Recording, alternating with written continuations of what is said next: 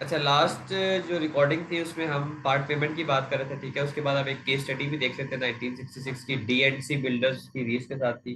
अब जो रीस था आर, उसने डीएनसी के कुछ पैसे दे रहे थे, और उसको पता था कि डीएनसी जो है वो फाइनेंशियल डिफिकल्टीज में, मतलब वो कंपनी थोड़ा स्ट्रगल कर रही है। तो आर ने उस कंपनी से कहा कि यार तुम लोग जो है वो मेरे से स्मॉलर सम ले लो, और मेरी जो फुल डेट है उसको कैंसिल कर दो, ठीक है। तो डी एंड सी जो बिल्डर्स थे वो स्ट्रगल कर रहे थे। आर ने फॉर एग्जांपल उनके देने थे $1000, ठीक है। अब आर ने उनसे कहा कि यार तुम लोग ऑलरेडी फाइनेंशियल डिफिकल्टी में हो, तो एक काम करो, मेरे से $600 ले लो, यानी कि वही पार्ट पेमेंट, और तुम जो है ना मेरा डेट फुल कैंसिल कर दो, ठीक है। और आर ने आगे ये भी कहा कि अगर तुमने ये नहीं लिए ना तो बस तुम फिर भूल जाओगे तुम्हें कुछ मिलेगा। उनको कहा कि तुम भूल जाओ कि तुम्हें कुछ मिलेगा अगर तुमने ये $600 भी नहीं लिया।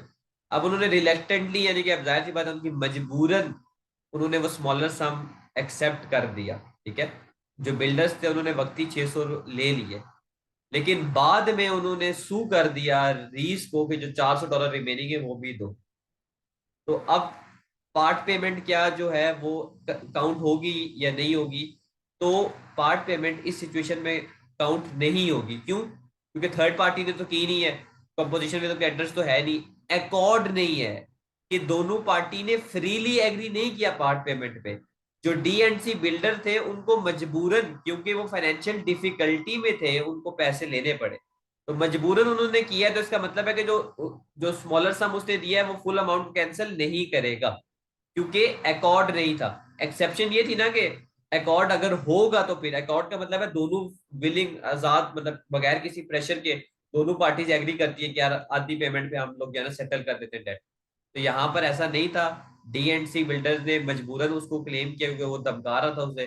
तो जो उन्होंने रिमेनिंग $400 के लिए सू किया, तो कोर्ट ने भी यही कहा कि यार कि रीस को कि आप डी एंड सी को $400 दो, ठीक है। क्लियर है ये केस? जी जी। सही है। अब चलते हैं doctrine of promissory estoppel. Doctrine basically concept को कहते हैं, प्रोमिसरी स्टॉपल का मतलब होता है गोइंग बैक फ्रॉम प्रॉमिस, यानी कि आपने अगर एक चीज का वादा किया हुआ है, उस वादे की आप खिलाफ वर्जी करो, उसको आप प्रॉमिस स्टॉपल, इस वर्ड का मतलब होता है, ठीक है। डॉक्ट्राइन ऑफ प्रॉमिस स्टॉपल क्या है? Doctrine of promise estoppel, it is based on principle of fairness and justice. ये फेयरनेस और जस्टिस की बेस पे बना हुआ है। ये प्रिवेंट करता है बंदे को कि वो अपने प्रॉमिस से बैक होकर कम अमाउंट एक्सेप्ट करे, ठीक है। वो भी मैं बताता हूँ क्या केस है, कैसे होगा। तो अभी के लिए आप बस ये समझें कि प्रोमिसरी जो स्टॉपल है, डॉक्ट्राइन ऑफ प्रॉमिस स्टॉपल जो है, अगर एक बंदा प्रॉमिस करता है दूसरे बंदे से कि मैं तुमसे कम अमाउंट लूंगा, ठीक है, और बाद में वो कम अमाउंट लेके कुछ साल बाद जो अमाउंट पहले कम लेता था उसके लिए भी कहता है कि यार जो तुमने मुझे फुल अमाउंट पे करनी थी वही करो, ठीक है, अपने वादे से हट जाता है। तो डॉक्ट्राइन ऑफ प्रोमिसरी स्टॉपल जो है प्रिवेंट करता है उसे अपने वादे से हटने से, वादा खिलाफी करने से। ये डॉक्ट्राइन ऑफ प्रोमिसरी स्टॉपल कहलाता है। एक लैंडमार्क केस है जिसने इसको, जिसकी वजह से ये बेसिकली प्रिंसिपल बना था, वो था central London property trust versus high trees house, ठीक है। वर्ल्ड वॉर की बात है। क्लेमेंट जो था basically central London property trust, उन्होंने लेट किए फ्लैट्स, यानी कि उन्होंने रेंट पे दिए डिफेंडेंट जो कि हाई ट्री हाउस थे उनको। 1937 में वर्ल्ड वॉर की ही बात थी ये। और रेंट तब क्या था, £2500 था पर ईयर, पर एनम £2500 था। अब जो डिफेंडेंट था जिसने £2500 पे इनसे लिए हुए थे, वो आगे फर्दर सबलेट करता था, यानी कि फ्लैट्स को आगे फर्दर देता था। अब वर्ल्ड वॉर 2 हुई, लंदन में बॉम्बिंग हो रही थी। बॉम्बिंग की वजह से जो फ्लैट्स थे वो एम्प्टी हो रहे थे, जाहिर सी बात है जो फ्लैट्स टॉप पे थे इस तरह थे वो एम्प्टी हो रहे थे। और उसकी वजह से ये क्या है कि उसको किराएदार नहीं मिल रहे थे, ठीक है। और जो करंट लोग मौजूद थे वो कह रहे थे कि ऑलरेडी शहर में कि ये हालात है, बॉम्बिंग हो रही है, तो तुम हमारा रेंट क्या है, रिड्यूस कर दो, ठीक है। अब क्लेमेंट ने जो है वो एग्री किया कि वो हाफ रेंट लेगा रेस्ट ऑफ वॉर तक, यानी कि सेंट्रल लंदन प्रॉपर्टी ट्रस्ट ने हाई ट्री हाउस वाले को कहा कि चलो तुम्हारे जो किराएदार हैं वो ये कह रहे हैं कि रेंट को रिड्यूस करो, तो मैं काम करता हूँ जब तक जंग खत्म नहीं होती ना, मैं तुमसे £2500 पर ईयर लेता था, मैं तुमसे £1250 पर ईयर दूंगा, ठीक है। समझ आया केस का फैक्ट? दोबारा रिपीट कीजिएगा। दोबारा बोलता हूँ। सेंट्रल लंदन प्रॉपर्टी ट्रस्ट ने एक जो कंपनी थी हाई ट्री हाउस, उसको फ्लैट्स दिए और वो रेंट चार्ज करता था 2500 पर ईयर। अब हाई ट्री हाउस वाला आगे फर्दर जो है वो किराएदारों को रखता था, टेनेंट्स को रखता था फ्लैट्स में। ठीक है, यहाँ तक बात क्लियर है। जी अब हुआ ये कि वर्ल्ड वॉर स्टार्ट होगी, वर्ल्ड वॉर स्टार्ट होगी तो लोगों ने, लंदन में वॉर ज्यादा हो रही थी, लोगों ने फ्लैट्स काफी खाली हो गए, चंद लोग बच गए। जो चंद लोग बच गए उन्होंने रिक्वेस्ट की इसको हाई ट्री हाउस को कि यार तुम मेहरबानी करके हमारा रेंट रिड्यूस कर दो। हाई ट्री हाउस वाले ने आगे सेंट्रल लंदन प्रॉपर्टी ट्रस्ट को ये बात कम्युनिकेट की। तो क्लेमेंट यानी कि central central London property trust वाले ने कहा कि चलो ठीक है, मैं तुमसे जब तक जंग खत्म नहीं होती कितना रेंट लूंगा, हाफ लूंगा। तो उसने कहा कि तुम मुझे 2500 पर ईयर देते थे, अब से तुम मुझे 1250 पर ईयर दो। क्लियर है। जी जी। अब हुआ ये कि सेंट्रल लंदन प्रॉपर्टी ट्रस्ट वाले ने, जिस तरह ऊपर वाला केस था डीएनसी में, उसने जो जब वॉर खत्म होगी तो उसने सू कर दिया हाई ट्री हाउस को कि तुमने जो वॉर के दौरान मेरे से 1250 पर ईयर मुझे देते थे, जो रिमेनिंग 1250 है वो मुझे दो, यानी कि जो रिमेनिंग बैलेंस है वो मुझे दो। तो कोर्ट ने क्या कहा, यही जो कोर्ट ने कहा, ये डॉक्ट्राइन ऑफ प्रोमिस टॉपल बन गया कि कोर्ट ने कहा कि तुमने प्रॉमिस किया था कि मैं हाफ अमाउंट लूंगा जब तक वॉर खत्म नहीं होती। तुम्हारे प्रॉमिस पे रिलाय करके इस बंदे ने जो है आगे फर्दर रेंट भी रिड्यूस किया तुमने, क्योंकि इसका रेंट रिड्यूस किया। अब तुम अपने वादे से पीछे हट नहीं सकते।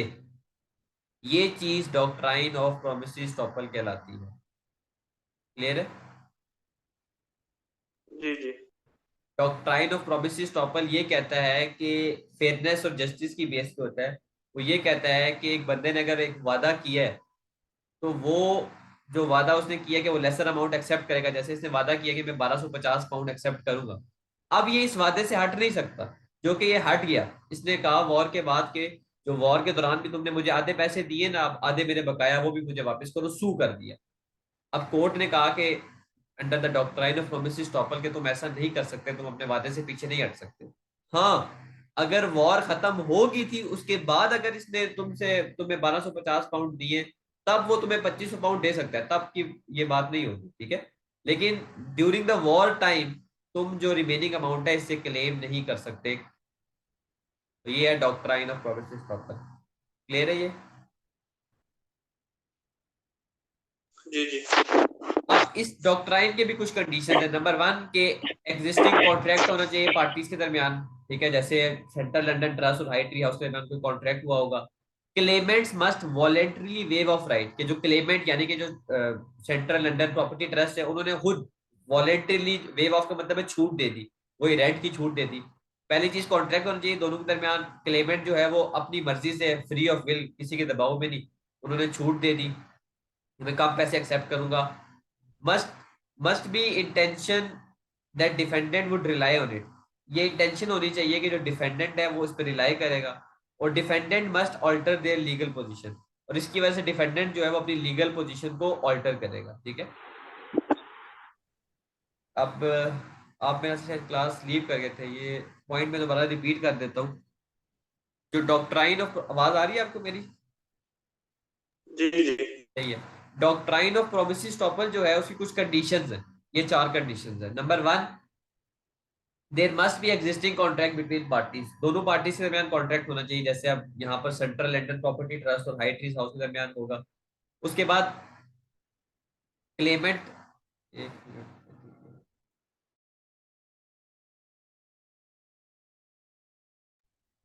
Clement must voluntarily waive of right, जो क्लेमेंट है वो वॉलेंटरली का मतलब है अपनी मर्जी से जो है वो वेव ऑफ कर रहा है, यानी कि छूट दे रहा है पैसों की। ठीक है, जो कि यहाँ पर सेंट्रल लंदन प्रॉपर्टी ट्रस्ट ने कहा कि ठीक है यार मैं तुम्हें छूट देता हूँ, मैं तुमसे हाफ अमाउंट लूंगा।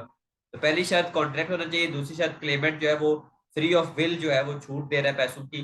तीसरी, must be intention that defendant would rely on it, के ये इंटेंशन होनी चाहिए कि डिफेंडेंट उस पर रिलाई कर रहा होगा। मिसाल के तौर पर अगर 1250 उसने रेंट कर दिया है, तो आगे डिफेंडेंट जो है वो आगे आगे उसने भी जो है किराएदारों का रेंट रिड्यूस किया हो, ठीक है। ये ना हो कि वो उसकी इंटेंशन ही ना हो कि अगलों का मैं रेंट रिड्यूस नहीं करता, बस इससे पीछे से कम करवा देता हूँ, अपना मुनाफा कमाता हूँ, नहीं, ऐसा नहीं होता, ठीक है। डिफेंडेंट की ये इंटेंशन होनी चाहिए कि वो उस पर रिलाई करेगा और रिलाई करके अपनी लीगल पोजीशन चेंज करेगा। तो जाहिर सी बात है जब वो रेंट रिड्यूस करेगा तो उसकी लीगल पोजीशन चेंज हो जाएगी। तो ये चार कंडीशंस जब होगी तो डॉक्ट्राइन ऑफ प्रोमिस स्टॉपर जो है वो एप्लीकेबल होगा। कुछ लिमिटेशंस है इसकी। सस्पेंसरी इफेक्ट होता है। सस्पेंसरी इफेक्ट का मतलब ये होता है कि टेम्पररी इफेक्ट होता है इसका। जैसे यहाँ पर जब तक वॉर है तब तक ये प्रिंसिपल चलेगा, उसके बाद नहीं चलेगा। Party seeking it should have acted Fairlie. जो डिफेंडेंट है जो ये प्रोमिस स्टॉपर ले रहा है उसको खुद भी फेयरली एक्ट करना होगा, ठीक है। यानी कि अगर वो खुद फेयरली एक्ट नहीं करता, मिसाल के तौर पर वो अगर पीछे से रेंट कम करवा लिया लेकिन आगे लोगों का कम नहीं करवाता, तो फिर ये तब एप्लीकेबल नहीं होगा। It is a shield not a sword.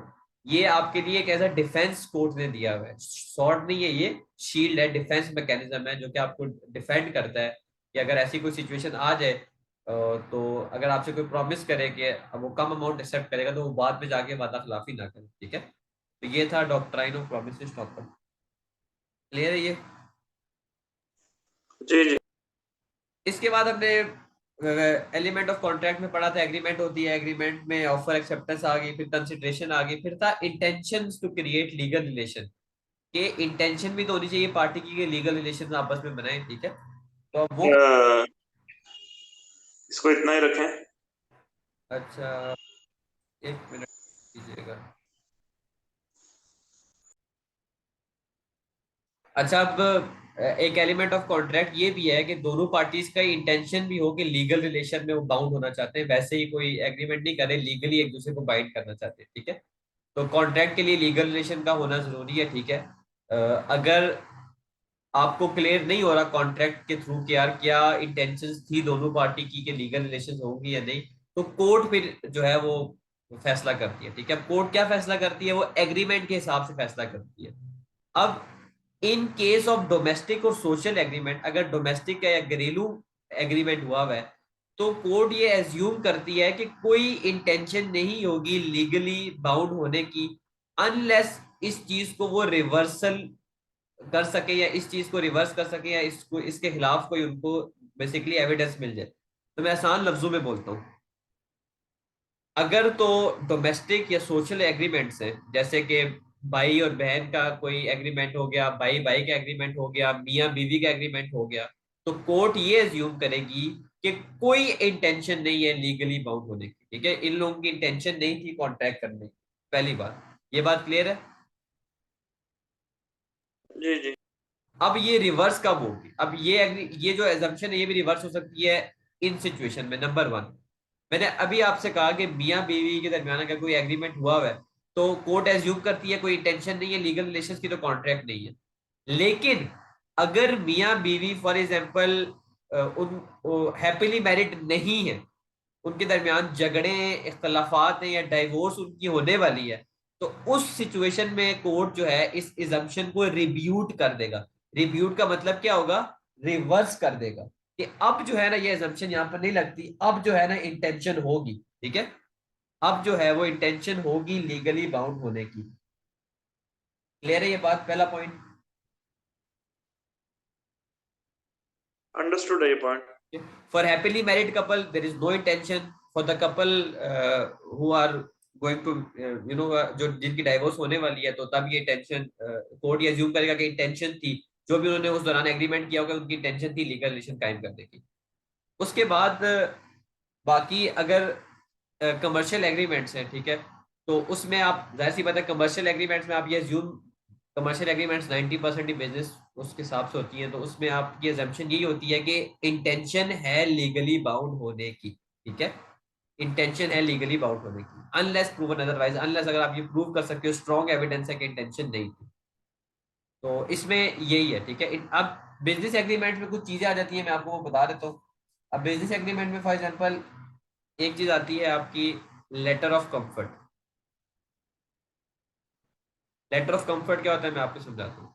Letter of comfort का मतलब ये है कि मैंने जो है, मेरी एक कंपनी है, मेरी कंपनी का नाम है एस कंपनी। मैं जो है कॉन्ट्रैक्ट कर रहा हूँ एक फर्म के साथ, किसी भी फर्म के साथ। फॉर एग्जाम्पल मैं किसी मेडिकल मेडिकल फार्मेसी के साथ मैं कोई कॉन्ट्रैक्ट कर रहा हूँ, ठीक है, उनसे मेरी बात चल रही है। अब आप जो है आपकी कंपनी है, फॉर एग्जाम्पल ए कंपनी, आपने मेडिकल फार्मेसी वालों से कहा, आपने उनको एक मेडिकल फार्मेसी वालों से कहा कि यार ये जो एस कंपनी है, ठीक है, इसको मैं जानता हूँ। नॉर्मली ये letter of comfort subsidiary company के लिए होता है। फॉर एग्जाम्पल आपने कहा ये मेरी सब्सिडरी कंपनी है और ये इनका काफी अच्छी डीलिंग है, तो आप जो है इनके साथ कॉन्ट्रैक्ट कर सकते हो। तो ऐसे लेटर को आप लेटर ऑफ कंफर्ट बोलते हो, ठीक है। यानी कि लेटर ऑफ कंफर्ट जो है वो बेसिकली एक तरह से दूसरे बंदे को एक एश्योरेंस प्रोवाइड कर रहा होता है कि यार इनके साथ आप डीलिंग कर लो, तो क्योंकि ये लोग अच्छा ट्रेड करते हैं, ठीक है। अब लेटर ऑफ कंफर्ट का मतलब ये नहीं है कि इन फ्यूचर अगर मेडिकल फार्मेसी ने मेरे साथ ट्रेडिंग करना स्टार्ट कर दी और मैंने उनको नुकसान पहुंचा दिया, तो वो आप पे केस कर दे, ठीक है, वो आप पे केस कर दे, ठीक है। तो इस सिचुएशन में जब लेटर ऑफ कंफर्ट हो, तो कोर्ट क्या एज्यूम करेगी कि इंटेंशन नहीं है लीगली बाउंड होने की, ये तो जस्ट उसने एक एज एन एश्योरेंस लेटर, ठीक है, कि उसने बस बोल दिया कि यार हाँ ये लोग अच्छे हैं, आप इनसे ट्रेडिंग कर सकते हैं। तो अगर उसने ऐसे बोल दिया, लेटर ऑफ कंफर्ट लिख दिया मेडिकल फार्मेसी को, तो इसका मतलब ये नहीं है कि कल को अगर मेरी और उनकी कोई मसला हो गया, मैंने उनको लॉस दे दिया, तो वो लॉस आपसे क्लेम करेंगे, यार आपने कहा था कि ये लोग अच्छे हैं। ये बात समझ आई आपको मेरी? जी जी। सही है। तो इस सिचुएशन में भी टेंशन नहीं होगी। अब एक केस है, उससे भी एक और पॉइंट क्लियर कर लेते हैं, ठीक है। ये केस है। अब वो कह रहा है the presumption that there is no intention to be legally bound will also be rebutted. जो एजम्पशन है हमारी के इंटेंशन नहीं होती लीगली बाउंड होने की डोमेस्टिक और सोशल एग्रीमेंट में, वो रिवर्स हो जाती है कब?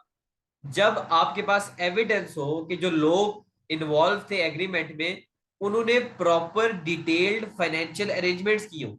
जैसे भाई और भाई हैं, उन्होंने आपस में कोई एग्रीमेंट किया हो, कोर्ट क्या एज्यूम करेगी कि कोई इंटेंशन नहीं थी, लेकिन जो उन्होंने एग्रीमेंट किया हो प्रॉपर, उन्होंने डिटेल में एग्रीमेंट किया हो, फॉर एग्जाम्पल प्रॉपर्टी को डिवाइड करने का एग्रीमेंट किया हो, तब और उन्होंने डिटेल में किया हो, उसमें सिग्नेचर हुए हो, पूरा प्रोसेस हुआ हो, तो फिर तो इंटेंशन थी ना लीगली बाउंड होने की ना, कि ये वाला हिस्सा मेरा है, ये वाला हिस्सा तुम्हारा है।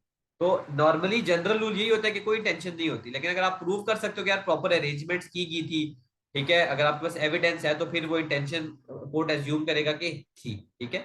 अब ये केस है 1955 का। इसमें तीन लोग इन्वॉल्व थे, ठीक है। एक सिम्किंस, पेज पेज जो है वो ग्रैंड मदर थी, और उसकी ग्रैंड डॉटर थी एक, और उनके घर में जो है वो उनका एक रिलेटिव भी था, सिम्किंस था। तीन लोग थे, ठीक है। यानी कि एक नानी, उसकी बांजी, नानी नानी की पोती, सॉरी, और तीसरा बंदा था सिम्किंस।